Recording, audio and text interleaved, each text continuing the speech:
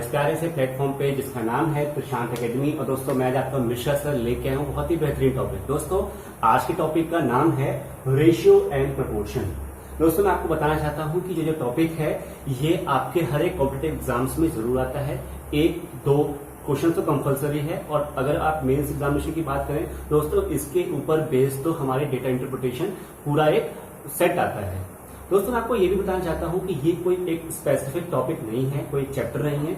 हाँ मैं ये कहूंगा जरूर कि इस टॉपिक का मतलब इस कॉन्सेप्ट का यूज आप हर एक मैक्सिमम चैप्टर में देखेंगे। For example speed time distance में देख सकते हैं, प्रॉफिट लॉस में देख सकते हैं, परसेंटेज क्या जो यूज होता है उसमें आप देख सकते हैं। साथ में ही आप पाइप एंड सिस्टम वाले में देख सकते हैं, एजिस वाले में देख सकते हैं। मीन्स दैट जहां पे भी हमें किसी दो क्वांटिटी का रेशियो निकालना होता है या दो से ज्यादा क्वांटिटी का प्रपोर्शन निकालना होता है तो वहां पे ये कॉन्सेप्ट यूज होता है। ठीक है, इतनी बात समझ में आई आपको? चलिए हम आगे बढ़ते हैं और बताते हैं। दोस्तों आगे बढ़ने से पहले मैं आपसे एक रिक्वेस्ट करूंगा कि जितने भी न्यू लर्नर्स हमारे इस प्लेटफॉर्म पे जल्दी जाइए, नोटिफिकेशन बेल को प्रेस कीजिए, साथ में ही सब्सक्रिप्शन आइकन को भी प्रेस कीजिए ताकि आपको हर रोज अपडेटेड वीडियोस की नोटिफिकेशन सबसे पहले पहुंचे। ठीक है दोस्तों, फिर स्टार्ट करते हैं। देखिए हालांकि देखिए ये टॉपिक जो है वो रेशियो एंड प्रपोर्शन में है। मीन्स दैट आपको दो चीज यहाँ पे दी गई है, एक है रेशियो और दूसरा है प्रपोर्शन। यहाँ पे क्या होता है कि रेशियो होता है किसी भी दो क्वांटिटी के बीच में। व्हेन वी कंपेयर, ऐसे देखिए comparison between two similar things. ठीक है, और यहां पे कंपैरिजन बिटवीन मोर देन 2 और 4 कहिए, मोर देन 2 या 4 लोगों के बीच में थिंग्स में। ठीक है, अब वो सिमिलर ही होंगे। ठीक है, इसमें भी आप ध्यान रखिए कि ये भी सिमिलर है, यहां भी 2 सिमिलर। ऐसा नहीं हो सकता है कि अगर हम किसी का कॉस्ट प्राइस कंपेयर कर रहे हैं तो दूसरे का भी कॉस्ट प्राइस होना चाहिए। ऐसा नहीं कि किसी कॉस्ट प्राइस किसी का सेलिंग प्राइस हो, ऐसा नहीं है। अगर है तो क्वेश्चन में मेंशन जरूर करेगा। इसकी एज है तो इसकी भी एज होगी, ऐसा नहीं कि इसकी एज तो इसकी टॉफी, या इसका चॉकलेट तो इसका डेयरी मिल्क। मतलब समझ लेना डिफरेंट थिंग्स नहीं होगी। Comparison always be on the same parameters. ठीक है, एक चीज समझ में आ गई। अब दोस्तों मैं आपको और एक चीज ब्रीफली बताना चाहता हूं कि देखिए जो रेशियो है, अभी मैंने बताया आपको 2 सिमिलर थिंग्स है तो इसका कुछ सर्टेन स्ट्रक्चर होगा। जैसे कि देखिए फॉर एग्जांपल अगर हमने माना कि दो क्वांटिटी है, ये ए है ये बी है, अगर मैं इसमें कंपैरिजन करता हूं तो मैं जाहिर सी बात है ये बताऊंगा कि दोस्तों ये इससे कितना ज्यादा है, ये इससे कितना कम है, ये कंपैरिजन होगा ना। या मैं सिंपली को बोल सकता हूं कि इसका डिवीजन फॉर्म में आप बताइए। डिवीजन इन द सेंस मतलब कि ए अपॉन बी में आप बताइए। ठीक है, ए अपॉन बी के फॉर्म में इसका रेशियो बताइए। दोस्तों देखिए रेशियो का मतलब होता है कि हमें उस पर्टिकुलर थिंग्स को हमें एक सिंपलेस्ट फॉर्म में लाना है। ठीक है, रेशियो का मतलब क्या हुआ कि एक पर्टिकुलर थिंग्स को जो भी हमें कंपैरिजन के लिए क्वांटिटी दी गई है उस क्वांटिटी को एकदम सिंपलेस्ट फॉर्म में लेके आना होता है। ठीक है, फॉर एग्जांपल देखिए यहाँ पे क्या है कि ए और बी है, उसको जैसे फॉर एग्जांपल यहाँ 16 दे रखा है, यहाँ पे 32 दे रखा है। ए क्या है 16 है, बी क्या है 32 है।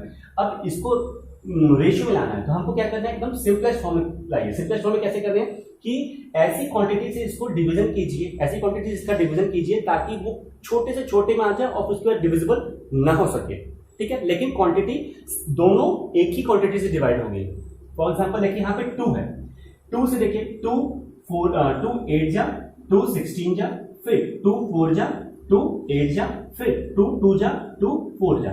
चाहता मैं तो आगे आपको डायरेक्टली 16 से डिवाइड कर देता। ठीक है, 16 से बैठना 16 बन 16 और ऐसे करके हो जाता। नहीं, लेकिन मुझे क्या करना है, आपको बेसिक से सिखाना है। जो बच्चे हमारे न्यू लर्नर हैं, जो छोटे बच्चे हैं, स्टैंडर्ड में हैं, उनको हमको बेसिक से सिखाना है। ठीक है, तो वही किया, 2 1 जा 2, 2 2 जा ये। अब देखिए ये एक ऐसी क्वांटिटी आ गई है कि अब ये फर्दर डिवाइड नहीं होने वाली है। तो दोस्तों ये जो क्वांटिटी आई है उसको हम यहाँ पे लिख देंगे 1 और 2। अब ये क्या है, इसका मतलब 16 और 32 का सिंपलेस्ट फॉर्म आ गया। ठीक है, अब रेशियो में इसको लिखने के लिए हम बीच में इसको 2 डॉट देते हैं। ठीक है, ये जो 2 डॉट हैं, 2 डॉट्स रिप्रेजेंट द रेशियो। ठीक है, इसको हम हालांकि 1/2 में भी लिखते हैं फ्रैक्शन फॉर्म में, लेकिन इसका जो स्टैंडर्ड वर्जन है ये इसी में होता है। ठीक है, 1:2। अब इसको जो रेशियो है इसको बोलते क्या है, इज टू, मतलब यहां पे बोलेंगे 1:2, ये इसका प्रोनाउंसिएशन है और ये क्या है, रेशियो का ये सिंबल है। ये चीज समझ में आई। चलिए हम इसके बारे में और डीप में एनालिसिस करते हैं, देखिए कैसे।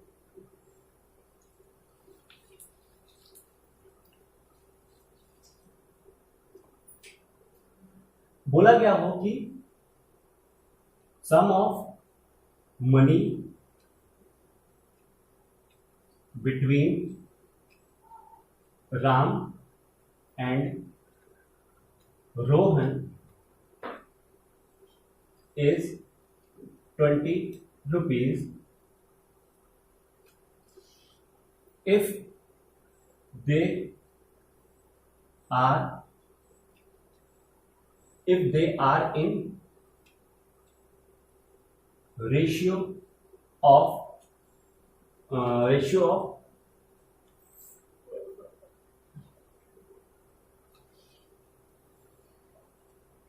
2:4, भाई 2:8 कर दीजिए, 2:8, then calculate the respective amount each have.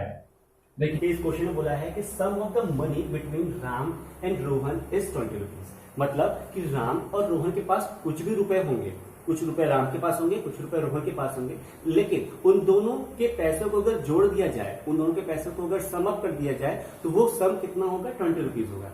जैसे समझ में आई। देन अभी बोला है कि if they are in the ratio of 2:8, मतलब कि राम के पास जो पैसे हैं और जो रोहन के पास पैसे हैं उनका अगर रेशियो निकाला जाए तो वो क्या होंगे, 2:8 के रेशियो में होंगे। मतलब 20 रुपए का 2 हिस्सा होगा राम के पास और 8 हिस्सा होगा रोहन के पास। इसी से समझ में आई, रेशियो का मतलब यही होता है। ठीक है, अब क्वेश्चन पूछा है then calculate the respective amount each have. एक के पास कितना होगा, दूसरे के पास कितना होगा, उसको कैसे हम करेंगे। देखिए अगर आपको रेशियो प्रोपोर्शनल कॉन्सेप्ट नहीं आता होगा तो आप क्या करेंगे, सर 20 रुपीज है, ये रेशियो में दे तो रखा है लेकिन हमें इसका मतलब नहीं पता, हम कैसे कैलकुलेट कर सकते हैं। हमें क्या पता है कि उसके पास कितना होगा, उसके पास कितना होगा, है ना। लेकिन आपको अगर रेशियो का कॉन्सेप्ट पता होगा दोस्तों, आप इजीली कैलकुलेट कर सकते हैं। कैसे, वो देखिए हमें सॉल्यूशन में लिखना होगा कि गिवन क्या है, गिवन रेशियो क्या है, गिवन रेशियो है कि 2:8। ठीक है, अब 2:8 है, मीन्स दैट एक होगा राम का और एक होगा रोहन का। लेकिन दोस्तों क्वेश्चन को अटेम्प्ट करने से पहले आपको ध्यान से देखना होगा, ये जरूर है कि आप ध्यान से देखिए, मैंडेटरी है क्या, कि राम एंड रोहन बोला है, पहले राम है फिर रोहन है। ऐसे रेशियो में जो भी पहले दिया होगा, मतलब यहाँ पे 2 पहले दिया है दोस्तों, ये होगा राम का और ये होगा रोहन का। ठीक है, ये चीज आप ध्यान से देखिएगा, जो बोला है वही। ऐसा नहीं कि हम यहां लिखा है राम रोहन और हम यहां कर दे रोहन राम, ऐसा नहीं करना। ऐसा करेंगे तो आपको पूरा क्वेश्चन ही गलत हो जाएगा, भले आप पूरा कॉन्सेप्ट आपका अच्छा हो, लेकिन अगर यहाँ पर कंपैरिजन ही आप गलत कर दिए तो आपका पूरा क्वेश्चन गलत। ठीक है, इसको ध्यान रखिएगा दोस्तों। देखिए हमें गिवन रेशियो दे रखा है 2:8, तो हमें क्या करना पड़ेगा, बेसिक लेके चल रहा हूं, हमें क्या करना पड़ेगा कि हमें अज्यूम करना पड़ेगा, late assume that, let assume that Ram have 2x, Rohan have 8x। ठीक है, ये आपका रेशियो से मैंने आपको क्वांटिटी में ले आया, रेशियो से आपको मैं क्वांटिटी में लेके आ गया। ठीक है, 2x यहाँ पे और 8x यहाँ पे। अब ये रेशियो में नहीं है, ये रेशियो में थे, ये रेशियो में नहीं है। अब अकॉर्डिंग टू क्वेश्चन क्या बोला है, सम ऑफ मनी 20 रुपीज, इन दोनों का सम कर दो। देखो सम इक्वल टू 20। ठीक है, तो 2x plus 8x equal to 20। ठीक है, तो यहाँ पे हो गया 10x इक्वल टू 20। अगर हम x की वैल्यू फाइंड आउट करें तो यहाँ पे आएगा 2, x इक्वल टू क्या आ गया 2। अब देखिए राम का क्या था और रोहन का क्या था। ठीक है, x की वैल्यू जब 2 आ गई, 2 की वैल्यू यहाँ पुट कर सकते हैं। राम का क्या था 2 और इंटू 2 दैट इज 4 और यहाँ पे क्या था 8 into 2 दैट इज 16। अब देखिए इन दोनों का अगर सम करते हैं, रीचेक करते हैं क्वेश्चन को हमने सही किया है कि नहीं, इन दोनों का सम कीजिए 16 प्लस 4, 16 प्लस 4 कितना होता है 20 रुपीज होता है ना। अब देखिए वही 20 रुपीज है, तो आप ये देख सकते हैं कि हमें अगर रेशियो और प्रपोर्शन का कॉन्सेप्ट आता है तो हम इजीली कोई भी टाइप के क्वेश्चन को इजीली कर सकते हैं। समझ में आ रहा है आपको दोस्तों? ऐसे ही होता है अगर हम आपका वो यूज करें, क्या बोलते हैं उसको, अगर आप उसको इन्वेस्टमेंट, सैलरी, एक्सपेंडिचर, इनकम वाले कॉन्सेप्ट में आप इसको यूज कर रहे हैं तो, है ना, इन्वेस्टमेंट और क्या टाइम में यूज कर रहे हैं, अगर उसको हमें प्रॉफिट निकालना है तो ये जितने भी कॉन्सेप्ट है उसमें अगर रेशियो प्रोपोर्शन वाला आ रहा है तो आप उसको इजिली यूज कर सकते हैं। ठीक है, अब बात करते हैं हम प्रोपोर्शन की। देखिए कैसे होता है प्रोपोर्शन का, ये तो आपको एग्जाम्पल अच्छी तरह समझ में आ गया होगा। ठीक दोस्तों, अगर आप बात करें प्रोपोर्शन की तो दोस्तों प्रोपोर्शन में अभी मैंने आपको बताया था कि जब भी चार क्वांटिटी, मिनिमम 4 क्वांटिटी का हम कंपैरिजन करते हैं तो हम उसको बोलते हैं प्रोपोर्शन। जैसे कि देखिए अभी आपने रेशियो में सीखा था कि A:B होता है, ये एक रेशियो है। ऐसे ही कोई दूसरा नंबर हो जिसका C:D में हम रेशियो निकाल रखें, ठीक है, तो यहाँ पे क्या हुआ कि दो रेशियो है, एक है A:B और एक है C:D। When we compare two ratio, उस टू रेशियो में तो 4 क्वांटिटी है ना, तो मैं आपको स्टार्टिंग बोलते थे कि 4 क्वांटिटी का कंपैरिजन करना, लेकिन इसकी एक ब्रीफ डेफिनेशन क्या है कि when we compare two ratio, two given ratio, then we said that we are using the proportional. कैसे, ये देखिए A:B एक रेशियो है, C:D एक रेशियो है, इन दोनों का कंपैरिजन ही प्रोपोर्शन कहलाता है। ये देखिए अब रेशियो में हम 2 डॉट यूज कर रहे थे, ठीक है, और इसमें हम करेंगे 4 डॉट। 4 डॉट का मतलब ही होता है कि ये यूज कर रहे हैं हम प्रोपोर्शन। समझ में आया? समझ में आया? फॉर एग्जांपल देखिए कि अगर ये 2:3 दे दिया है, अब ये दे दिया है 4:5, ये प्रोपोर्शन में बोला है। फ्रेंड्स अभी मैंने आपको क्या बताया था कि जो A:B है इसको हम ऐसे भी लिख सकते हैं और C:D है तो उसको हम ऐसे भी लिख सकते हैं। तो यहाँ पे क्या करेंगे 2/3 और 4/5। हाँ दोस्तों, जब हम इसको ऐसे लिखते हैं तो उस टाइम प्रोपोर्शनल का साइन हट के ऐसे हो जाता है। समझ में आया? तो दोस्तों यहाँ पे अगर मैं A और B के फॉर्म में बात करूं तो A:B था, C:D था, ये था प्रोपोर्शन में, तो A/B कर दिया इक्वल टू C/D कर दिया, तो ये हो गया AD और ये हो गया CB। यहां से अब एग्जाम में आपको कोई भी एक क्वांटिटी मिस करके 3 क्वांटिटी गिवन रहेगी, वहां से कोई क्वांटिटी कैलकुलेट करनी होगी। यही कॉन्सेप्ट है दोस्तों। देखा प्रोपोर्शन का और इजी कॉन्सेप्ट है, प्रोपोर्शन में और कुछ भी नहीं करना, हमें जस्ट ऐसे ही कंपैरिजन करना है। ठीक है, अब हम बात करने वाले हैं एक अलग कॉन्सेप्ट पे, तो वो देखिए क्या है। आपने रेशियो सीख लिया, प्रोपोर्शनल सीख लिया, ठीक है, अब मैं आपको बताने जा रहा हूं कुछ अलग क्वांटिटी। देखिए हमें एग्जाम में क्या होता है कि हमें A और B का रेशियो दे दिया होता है इस टू में, B और C का रेशियो दे देता है कुछ क्वांटिटीज में, ठीक है, या हमें A और B का देते हैं, B और C का देते हैं, और C और D का भी दे देते हैं। अब हम इसको, अब पूछेगा क्वेश्चन में, क्वेश्चन पूछता है A:B:C का बताइए। ये देखिए ये पूछेगा क्वेश्चन में कि ये बताइए, या यहां पे पूछेगा A:B:C:D का बताइए। क्वेश्चन में ये पूछेंगे, आप इसको कैसे करेंगे? अब कई फैकल्टी क्या बताते हैं कि हमें क्या करना पड़ेगा कि B यहाँ पे कॉमन है, तो यहाँ पे जो भी क्वांटिटी दी होगी उसको, इसको, इन दोनों क्वांटिटी को हमको सेम करना पड़ेगा, मतलब एक ऐसे नंबर से मल्टीप्लाई करें जो इनका एलसीएम हो और दोनों को मल्टीप्लाई करेंगे तो ये क्वांटिटी मिक्स रहेगी। लेकिन दोस्तों इसको इमेजिन करने में ठीक है कर सकते हैं, लेकिन यहाँ पे 3 क्वांटिटी दे दी, अब यहाँ पे भी 2 है, यहाँ पे भी 2 है, एक बार इसको बैलेंस करो, जो बनेगा फिर इसको इससे बैलेंस करो, बहुत ही लंबा हो जाएगा। तो उसके लिए शॉर्टकट ट्रिक क्या है वो मैं बताता हूँ। देखिए कैसे कि अगर A:B दे दिया हो 2:3 और ये दे दिया हो 4:5, मतलब ये A B का है और ये B और C का है। हमें बोला है A B और C, आपको कुछ भी नहीं करना, क्या करना है जो बता रहा हूं वो देखिए, इसको मल्टीप्लाई करना है फर्स्ट स्टेप, फिर इसको मल्टीप्लाई करना है सेकेंड स्टेप, फिर इसको मल्टीप्लाई करना है थर्ड स्टेप। देखिए 4 2 8, 3 4 जा 12, 3 5 जा 15। देखिए आराम से एक ही सिंगल स्टेप में हॉरिजॉन्टली हमारा हो गया।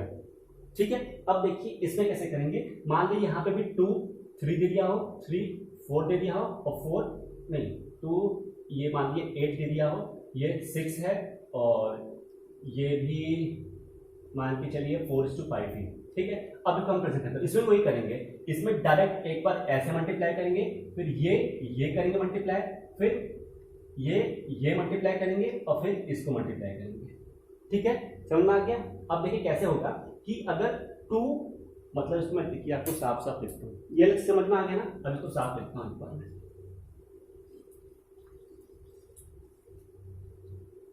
अगर A B दिया हो 2:3, B C दिया हो 4:5 और C और D दिया हो 6:7। फर्स्ट स्टेप क्या है, ये मल्टीप्लाई। ठीक, सेकेंड स्टेप क्या है, ये मल्टीप्लाई, ये सेकेंड स्टेप है। ठीक, थर्ड स्टेप क्या है, ये मल्टीप्लाई। ठीक है, इसको थोड़ा दूर लिखता हूँ 5। ठीक है, ये थर्ड स्टेप है और फोर्थ स्टेप क्या है, ये मल्टीप्लाई। चीजें समझ में आई। ठीक है, अब देखिए 2 4 जा 8, 8 6 जा 48, 3 4 जा 12, 12 6 जा 72, 3 5 जा 15, 15 6 जा 90। ठीक, 15 6 जा 90 होता है ना। हाँ, 3 5 जा 15, 15 7 जा 105। अब दोस्तों अगर ये फर्दर सिंप्लीफाई हो रहा है सिंपलेस्ट फॉर्म में तो आप कर सकते हैं, अगर नहीं हो रहा तो इसको यहीं पे ड्रॉप कर सकते हैं। ठीक है, तो ये हमारा क्या हो गया, A:B:C:D का एक परफेक्ट रेशियो बन चुका है। ठीक है, तो दोस्तों क्वेश्चन एग्जाम में ऐसे भी आता है, ये एक नंबर का क्वेश्चन होता है। प्रिलिमिनरी एग्जामिनेशन में आता है कि हमें देखते हैं कि A:B का रेशियो ये दिया हुआ है, B:C का ये दिया है, C:D का ये दिया है। अब बताइए, ये तो क्या जब हमें सिंपल क्वेश्चन दिया होता है। कभी कभी होता है कि क्वेश्चन जैसे फॉर एग्जांपल हमारा कॉस्ट प्राइस से रिलेटेड हो गया, या हमारे परसेंटेज से रिलेटेड हो गया, या हमें जो हमारा इन्वेस्टमेंट होता है, इन्वेस्टमेंट प्रॉफिट और टाइम का रेशियो जो चैप्टर होता है उसके कंपैरिजन में कुछ दे दिया। उसमें क्या करते हैं कि हमें ऐसे दे के फिर पूछते हैं कि इस ए और डी का प्रोपोर्शन में डिफरेंस क्या होगा, या इसके में डिफरेंस क्या होगा, है ना। तो दोस्तों तब के लिए ये चीज आना बहुत जरूरी है, और मैं आपके लिए बहुत जल्द ऐसे ही इन सब के बेस्ड पे जो क्वेश्चंस होंगे, इन सब टॉपिक के बेस पे जो क्वेश्चंस होंगे, उन टॉपिक पर जरूर एक वीडियो जरूर लाऊंगा। ठीक है दोस्तों, तब तक के लिए आप इसे बहुत ही डीपली समझिए, एनालिसिस कीजिए, और जो उसके बेसिक क्वेश्चंस हैं उसको आप प्रैक्टिस कीजिए, जितना हो सकता है उतना प्रैक्टिस कीजिए। अगर कहीं भी डाउट आता है तो मुझे बताइए कि सर ये कंपैरिजन करने में डाउट आ रहा है, या रेशियो को बैलेंस करने में डाउट आ रहा है। आप इस टॉपिक को, ये जो मल्टीप्लिकेशन वाला है ना, या इसको ऐसे, ये अगर नहीं समझ में आ रहा है तो उसको 1-2 बार करिए, अपने मन से कुछ एग्जाम्पल लेके करिए। ठीक है, तो मैं आशा करूंगा कि आपको यहाँ तक समझ में आएगा। अगर कुछ भी डाउट होता है प्लीज मेरे से पूछिएगा जरूर। ठीक है, तब तक के लिए टेक केयर, बाय बाय।